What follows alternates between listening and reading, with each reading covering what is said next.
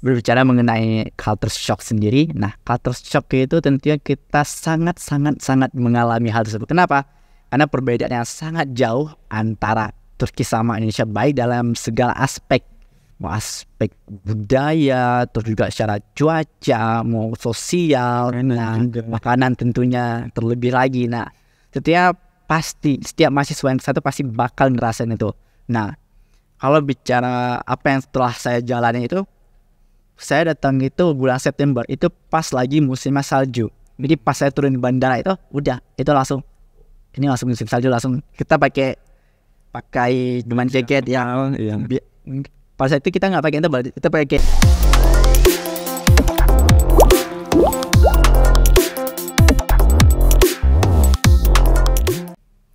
Assalamualaikum warahmatullahi wabarakatuh.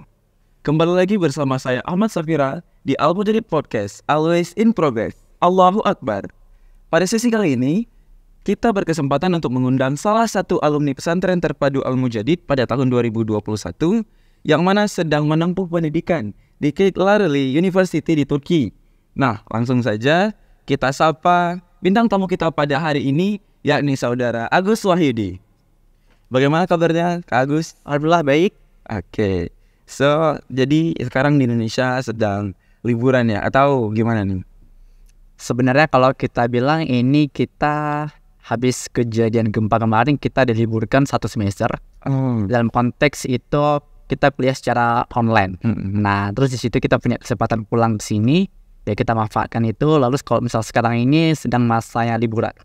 Oke, berarti nanti kira-kira untuk kembali ke Turki pada bulan berapa? Baru 2 hari yang lalu saya pesen tiket, kita bakal balik tanggal 6 September. Oke, good. Jadi bagi teman-teman yang mau jumpa saudara Agus Wahyudi di Sabang, boleh langsung jumpa sebelum tanggal keberangkatan saudara Agus Wahyudi ke Turki lagi. Oke, langsung aja. Seperti kita ketahui bersama bahwa saudara Wahyudi ini adalah seorang CEO dari Turki Santara. Boleh dijelasin ke kita semua program Turki Santara itu gimana? Oke, berbicara mengenai Turki Santara sendiri, itu menurut saya adalah sebuah asa kita untuk kita mengabdi kepada negeri. Karena tujuan kita sendiri ini tuh yaitu sebagai lembaga pendidikan untuk menjembatani antara Turki sama Indonesia, yang mana kita menyalurkan beberapa program-program utama kita dalam upaya kita memberikan output kita kepada Indonesia, dan juga kita bakal berfeedback juga dari situ. Nah, berangkat dari berdirinya Turki Santara sendiri itu memiliki latar belakang tersendiri. Jadi latar belakang kita mendirikan Turki Santara itu bisa kita bilang itu cukup dengan beberapa diskusi yang kita lakukan bersama mahasiswa-mahasiswa juga di sana. Nah, jadi kalau kita berbicara terkait hal tersebut, kita bisa lihat sendiri kalau Indonesia jumlah mahasiswa pelajar yang kuliah di luar negeri itu bisa kita katakan persentase yang sangat rendah masih. Nah kalau kita lihat data dari imigrasi, kurang dari 10% penduduk Indonesia itu memiliki paspor. Nah, kalau kita lihat data dari Kemendikbud, di situ terdapat 53.000 sekian jumlah mahasiswa Indonesia yang kuliah di luar negeri.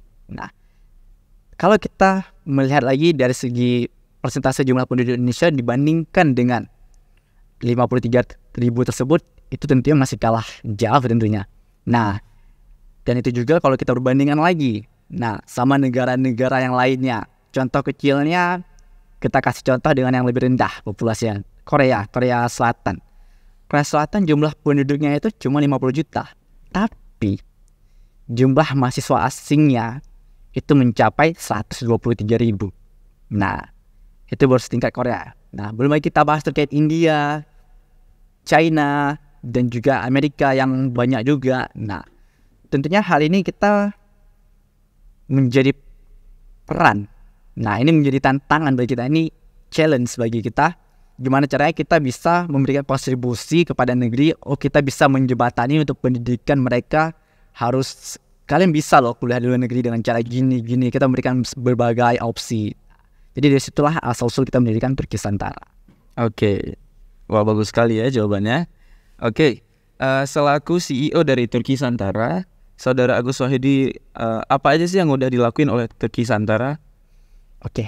Nah, jadi kalau mengenai Turki Santara juga, kita telah berdiri selama 2 tahun setengah kita berdiri. Nah, di situ kita menjalankan beberapa program yang saat ini sedang berjalan ini. Kita melakukan program pendidikan kuliah ke Turki. Nah, jadi hingga saat ini Turki Santara juga telah mendaftarkan 159 jumlah pendaftar dari Indonesia ataupun pelajar-pelajar Indonesia, terutama SMA, mereka untuk melanjutkan pendidikan di Turki. Nah, itu menjadi peranan kita yang pertama. Nah, terus peranan kita yang kedua. Peranan kita yang kedua yaitu kita membuat program kelas bahasa Turki. Nah, jadi program kelas bahasa Turki ini kita buat sistem program sustainable yang mana berkelanjutan. Nah, jadi ada B1, B2 dan selanjutnya. Nah, jadi hingga saat ini kita telah mengumpulkan sebanyak 23.000 jumlah alumni. Nah, itu dari berbagai kalangan. Nah, bahkan di situ bisa kita katakan dari kalangan emak-emak juga masuk, dari kalangan pecinta Turki juga masuk. Nah, jadi di sini kita menjadikan rumah, kita menjadikan wadah sebenarnya. Oke, jadi itu adalah sebuah wadah yang sangat berguna kepada mahasiswa-mahasiswa ataupun pelajar yang di Indonesia yang mau prepare untuk berangkat ke Turki. Mungkin bisa gabung di komunitas ya, komunitas Turki Santara. Mungkin nanti bisa langsung kunjungi aja link yang ada di deskripsi bagi para teman-teman yang mau info-info mengenai Turki Santara. Oke, lanjut nih. Kita udah terlalu jauh ke Turki Santara nih. Mungkin kita bakalan kembali lagi ke materi Lari University-nya. Mungkin bisa diceritain sedikit kilas baliknya bagaimana sih Saudara Agus Wahyudi bisa kuliah di Turki? Oke. Berangkat dari perkuliahan kita ke Turki, tentunya hal tersebut enggak kita udah bicara jauh-jauh mengenai tujuan kita. Nah, jadi ini kita sedang membentuk dalam staff kita sendiri, kita sedang membentuk grand design. Ya, jadi grand design itu kita untuk 30 tahun, 50 tahun ke depan kita mau jadi apa. Nah, jadi ini masanya kalau kita bilang masa 20 tahun kita ini ataupun masa yang kita menuju kuliah ini bisa kita katakan masa emas. Kenapa? Ini menentukan arah kita ke depannya mau gimana. Nah, jadi kalau dalam staff saya sendiri, nah, kalau untuk kita asal-usul kita berkuliah ke Turki itu, kalau saya sendiri itu lebih ke arah kita ke depannya. Nah, jadi arah kita yang membentuk diri kita ini gimana ke depannya. Nah, jadi kalau kita ingin jadi orang biasa, orang-orang berada di zona nyaman, nah, tentunya kita bisa membentuk sistem kontrol dalam diri kita ini. Oh, ya udah, saya ingin jadi orang yang biasa-biasa. Berarti saya levelnya ya udah saya sekolah di ini aja, tempat ini aja, itu aja. Nah, tapi kita membuat kontrol kita ini untuk membuat jangka panjang yang big design kita itu yang lebih baik. Nah, jadi kita membentuk kontrol kita sendiri itu kita naikkan. Nah, kita naikkan volume kita ataupun nyali kita. Nah, jadi kita keluar dari zona nyaman. Kita keluar dari zona nyaman, lalu kita ngebentuk, kita mengontrol diri kita juga. Nah, baru kita membentuk sistem yang ambisius. Nah, jadi satu kata yang menjadi tantangan ataupun hal yang terbesar dalam hidup saya itu ambisius. Nah, makanya kita menjalankan hal ini, hal itu. Nah, tapi kalau kita nggak punya jiwa ambisius, nah, itu bisa kita katakan agak sulit kita mencapainya. Nah, berarti kuncinya itu di ambisinya ya. So, seperti yang Saudara Agus Wahyudi tadi katakan bahwa Saudara Agus ingin merasakan sensasi ataupun merasakan adrenalin yang lebih mengenai hal pendidikan, makanya Saudara Agus lebih memilih ke kuliah ke Turki. Oke, bisa nggak diceritain kegiatan-kegiatan apa aja yang dilakuin di Turki? Oke, pertanyaan yang menarik ini. Kalau kita berbicara mengenai apa sih yang kita lakukan terutama saya sendiri itu dalam 2 tahun di sana itu apa yang telah saya lakukan. Nah, tentunya hal ini tentunya kita berbicara mengenai hal yang sedang kita jalankan di sana. Nah, jadi di awal keberangkatan sana kita fokus terhadap kegiatan bahasa yang mana itu menjadi pokok utama syarat masuk kuliah. Nah, jadi kita menjalani proses pendidikan bahasa di sana selama setahun. Nah, bisa saya katakan setahun, padahal itu bisa kita 10 bulan, namun saya genapkan setahun. Nah, di situ setahun kita fokus bahasa. Nah, terus baru kita masuk ke dalam dunia pendidikan. Nah, di luar itu, di luar kegiatan kampus, nah kita juga ada kegiatan yang sifat luar. Nah, kita tahu sendiri sistem pendidikan Turki itu kita nggak masuk ke dalam, ataupun kita nggak terlalu berfokus ke dalam dunia kampus. Enggak. Kenapa? Karena perbedaan sistem perkuliahan antara Turki sama di Indonesia. Di sana itu kita tidak ada forum-forum kampus, misalnya BEM, terus juga sejenis komunitas-komunitas yang kampus sana tuh nggak ada. Jadi itu lebih kita ngebentuk. Nah, jadi fokus utama kita tuh lebih kampus. Nah, jadi kalau kita berbicara lagi kegiatan-kegiatan di luar, kita punya namanya tuh wadah PPI. Nah, PPI itu Perhimpunan Pelajar Indonesia, yang mana setiap negara itu pasti memiliki nama PPI.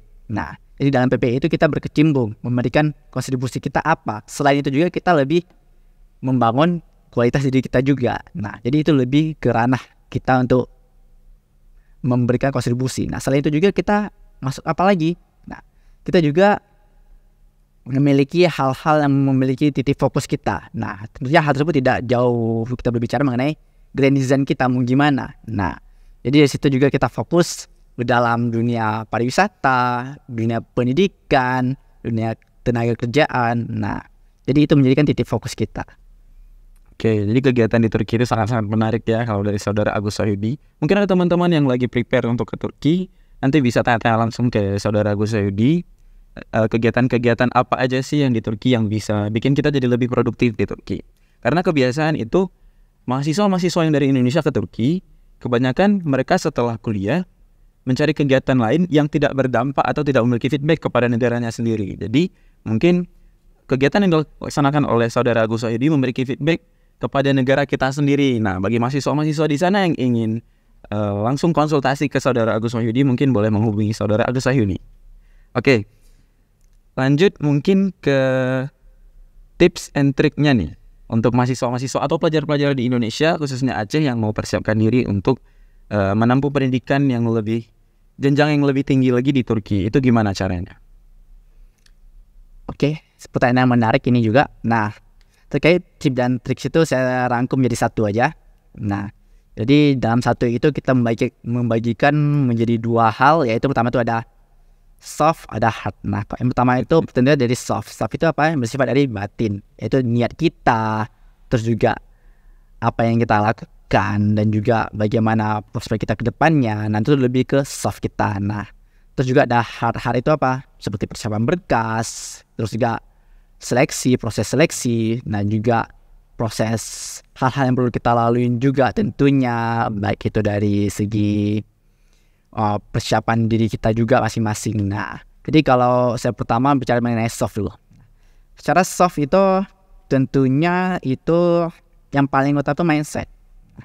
Kita bicara terkait mindset itu tentunya kita berbicara mengenai pola pikir kita. Nah, jadi untuk bisa diterima di perkuliahan di sana, tentunya bisa saya katakan kita harus memiliki mindset yang lebih. Kenapa? Karena kita nggak cuma mikir, oh ini jangka kita selama 4 tahun selama proses kuliah itu mau gimana, enggak. Tapi apa? Apa yang prospek bakal kita lakukan setelah itu?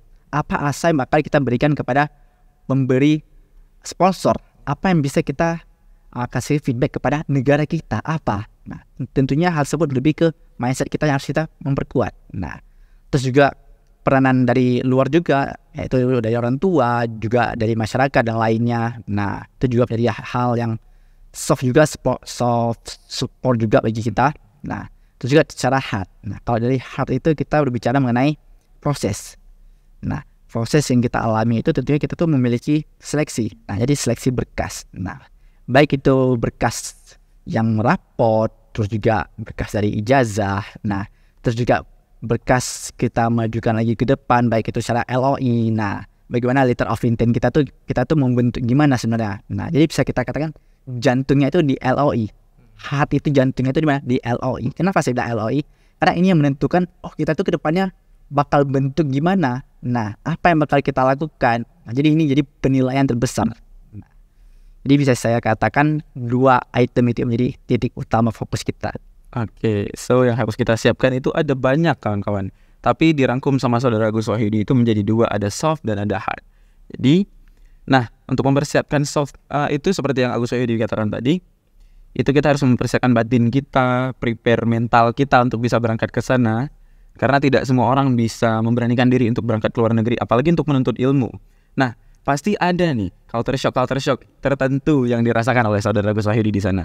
Mungkin bisa kasih tahu ke teman-teman yang ada di rumah yang sedang menonton, dan bagaimana cara mengatasi culture shock tersebut.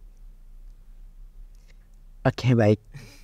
Ini pertanyaan yang memang sudah menjadi pokok ya tentunya. Nah, berbicara mengenai culture shock sendiri, nah culture shock itu tentunya kita sangat mengalami hal tersebut. Kenapa?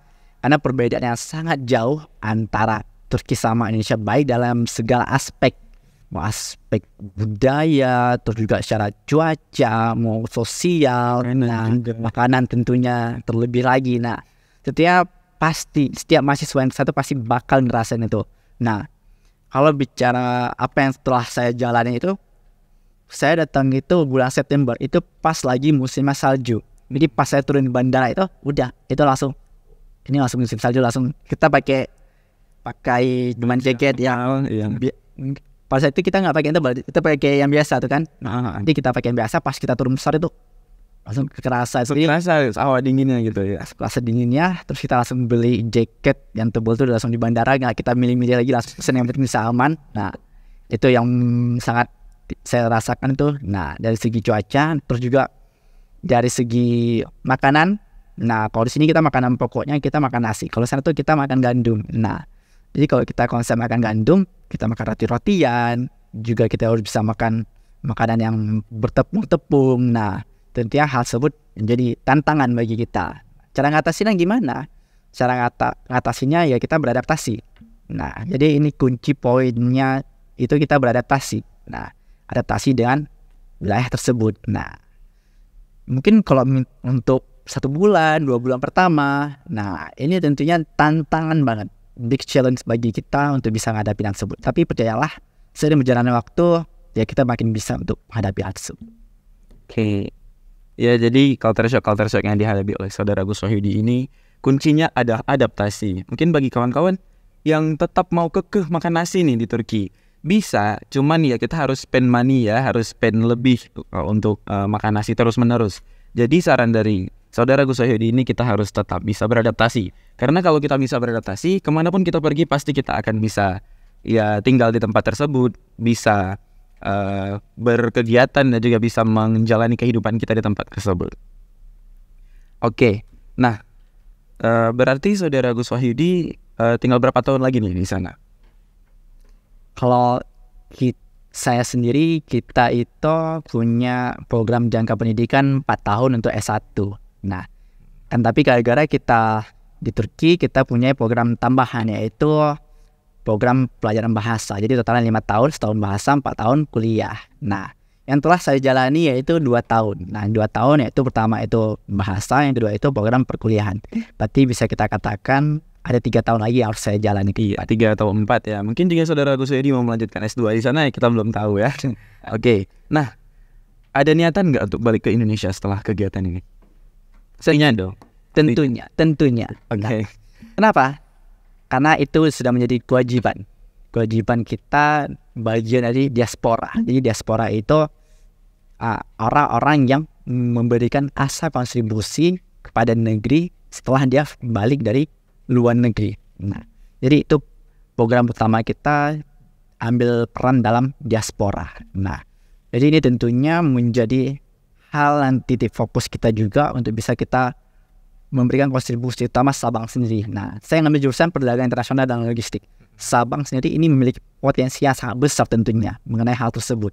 Nah, bisa kita kembali lagi ke masa tahun 18 sebelumnya. Nah, di mana itu masih masa Belanda. Sabang ini memiliki hal yang potensinya besar, di mana saat itu masih masuk dalam kategori perdagangan terbesar di Asia juga untuk Sabang. Nah, pelabuhan terbesar ya. Iya. Sabang menjadi maskapai pelabuhan terbesar pada waktu itu. Nah, terus untuk setelah saudara Agus Wahyudi kembali ke Indonesia, kira-kira kegiatan apa yang mau dilakuin ataupun feedback apa yang bisa saudara Agus Wahyudi lakukan agar Indonesia maupun Aceh, khususnya Sabang, bisa mendapatkan feedback tersebut dari Agus Wahyudi? Oke, baik. Ini pertanyaan yang menarik. Kenapa? Karena kita bicara terkait hal kedepannya yang bakal kita memberikan asa kepada negeri kita. Oke. Nah, jadi kalau kita bicara mengenai asa kita ke depan untuk negeri ini, nah, tentunya saya ingin berbicara terkait hal yang terdekat dulu, itu kepada Sabang. Nah, jadi Sabang ini bisa kita katakan kota yang berfokus ke dalam lini aspek pariwisata dan perdagangan. Nah, jadi ini dua hal yang ingin kita fokuskan. Nah, kita memiliki wilayah yang sangat strategis. Posisi kita ini secara geografis ini strategis. Nah, jadi kita ingin ambil peran. Peran apa? Peran gerakan ekonomi. Nah, gerakan ekonomi bahwasannya kita ingin mendirikan pelabuhan ataupun yang berstandar yang lebih baik tentunya, sehingga bisa terwujudnya kota perdagangan yang terbaik di Asia maupun di dunia. Nah, jadi ini yang menjadi titik fokus kita terlebih dahulu. Nah. Oke, wah sangat luar biasa ya mimpinya Saudara Agus Wahyudi. Semoga nanti mimpinya Saudara Agus Wahyudi bisa terwujud, dan Sabang juga adalah suatu kota yang memiliki potensi yang sangat besar. Saudara Agus Wahyudi menyadari hal itu. Jadi di sini Saudara Agus Wahyudi ingin membentuk dan mengembangkan dan memajukan kembali potensi-potensi yang ada di kota Sabang. Nanti mungkin ada saudara-saudara yang ingin bekerja sama dengan Saudara Agus Wahyudi untuk mengembangkan kota Sabang, ya boleh, silakan. Aspirasinya kita terima sama-sama di sini. Oke, untuk yang terakhir nih. Oke. Boleh dong kita kasih pesan dan kesannya atau pesan dan nasihat nih ke teman-teman semua. Pesan-pesannya. Oke, baik. Nah, pesan dan nasihat itu, oke, saya rangkum menjadi satu aja. Nah, jadi harapan saya ke depannya kepada pelajar-pelajar tentunya yang ada di Indonesia maupun teman-teman sekalian juga, baik itu dari berbagai kalangan juga tentunya. Nah, harapan saya ke depannya tentunya kita ingin berfokus pada hal yang menjadi titik fokus kita ataupun yang bakat kita itu mau kemana. Nah, jadi bakat kita itu lebih kita asah, keterampilan kita itu lebih kita asah. Nah, jadi kita lebih ingin membentuk sistem yang berfokus bertumpu kepada bakat. Nah, jadi kita nggak cuma berpikir kita bisa dalam segala aspek, enggak. Tapi apa? Tumpukan diri Anda tuh kepada bakat Anda. Nah, dan juga kalau kita bicara juga mengenai self kita juga, diri kita sendiri juga, nah, itu lebih kita bertumpu pada mindset. Nah, jadi pola pikir itu menjadi hal yang sangat fundamental dalam kita menentukan arah kita ke depannya. Nah, jadi kalau kata Habibie itu ada dua hal yang perlu kita fokuskan, dua item, yaitu imtak dan iptek. Imtak itu apa? Iman dan takwa. Nah, jadi ini kita bangun, yaitu secara self kita, secara diri pribadi kita itu. Nah, sehingga dan kita memiliki hal tersebut, kita memiliki jiwa yang berkualitas. Terus juga ada apa? Iptek, ilmu pengetahuan dan teknologi. Ilmu pengetahuan dan teknologi ini bisa menghasilkan output yang bersustainable, yang berdampak pada negeri. Nah, B.J. Habibie sendiri selaku diaspora Indonesia yang sangat luar biasa banget, itu telah membuktikannya bahwasanya apa? Indonesia bisa membuat pesawat. Nah, itu juga berdasarkan dari mindset beliau. Nah, jadi beliau sangat dikukuhkan banget dari segi imtak dan imtek. Oke, jadi bagi teman-teman ya, pesan dan nasihat dari Saudara Agus Wahyudi ini adalah imtak dan ipteknya itu yang harus lebih difokuskan. Karena kalau kita punya imtak aja, kita nggak bisa mengembangkan iptek yang kita miliki, ya kita nggak akan bisa menjadi seorang seperti Agus Wahyudi. Bahkan kita tidak bisa menjadi seseorang yang lebih daripada Saudara Agus Wahyudi. Tapi ketika kita bisa memfokuskan dari imtak dan iptek kita, kedua hal tersebut dapat membangun citra diri kita, membangun branding kita, personal branding kita untuk menjadi orang yang lebih baik lagi. Oke, so terima kasih kepada Saudara Agus Wahyudi yang telah meluangkan waktunya malam ini. Jadi kepada teman-teman semuanya yang ada di rumah, teruslah belajar. Bagi teman-teman yang ingin seperti Saudara Agus Wahyudi atau bahkan lebih dan juga ingin belajar ke Turki, mungkin bisa langsung menghubungi Saudara Agus Wahyudi. Nanti bisa menghubungi Saudara Agus Wahyudi melalui links deskripsi di bawah. Oke? So, saya Ahmad Safira sebagai host, pamit undur diri. Wassalamualaikum warahmatullahi wabarakatuh.